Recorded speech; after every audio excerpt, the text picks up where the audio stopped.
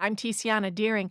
Massachusetts businesses are trying to keep up with the Trump administration's tariff policies. Tariffs on, tariffs off, more to come. Scott Kirsner is a columnist with our editorial partner, MassLive, and he's been talking to local entrepreneurs. He's here to share how they're running their businesses in the face of this volatility. Welcome, Scott. Thanks for having me. So let's just remind listeners roughly where we are is the president put a hold on most reciprocal tariffs, but the back and forth with China has gone sort of full steam ahead. You know, it's interesting, Scott, we tend to use the word uncertainty in this moment, although budget analyst Evan Horowitz was on our air this week saying he's feeling fairly certain that we're headed toward a recession. So give me an example, if you can, Scott, of one company that's feeling at least intrigued and if not good, and another that's feeling particularly worried.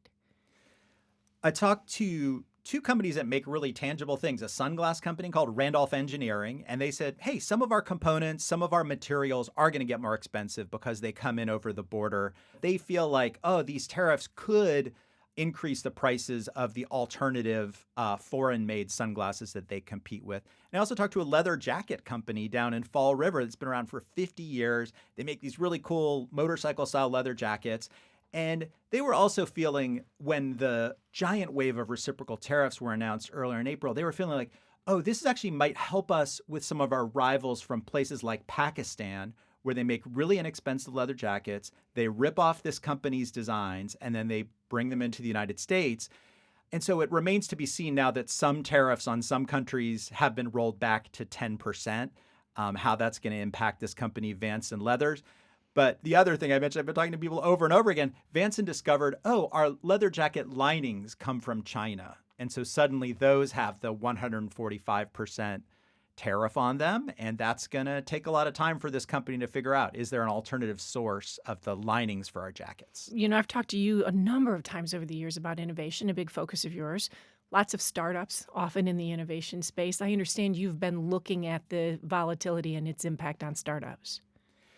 Yeah, for a lot of startups, one of the first things they do if they're designing, I'm looking at a microphone. They're designing a new microphone. They're designing a video game product. If they need to have something physical made, they go to China because that's the cheapest, fastest place to get a prototype made. And so those prototypes have become more expensive, and maybe it's just going to take them more time to figure out, is there another source that they could go to in the US or in Europe or in Canada. But China really has owned that like quick and cheap prototyping of a new product. So, Scott, last question. Associated Industries of Massachusetts, their latest business confidence index, we see it move into the pessimistic range. As you're talking to businesses, is your sense that you're seeing entrepreneurs ready for a holding pattern, entrepreneurs who are pivoting, or sort of frozen in place? I think it's the third. I mean, I describe it as like these are suddenly all these ships, these startups, these medium-sized companies, these large companies that are in pea soup fog. And when you're in pea soup fog, you're not sure, are you going in the right direction? Are you going to hit something near you? And so everybody's moving slowly and trying to interpret. But the biggest thing from everybody I talk to is just this feels like a distraction.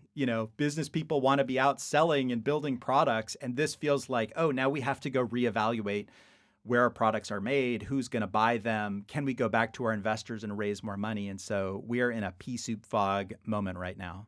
Scott Kirsner, a columnist with our editorial partner, MassLive. Thanks, Scott. Thanks, Tiziana.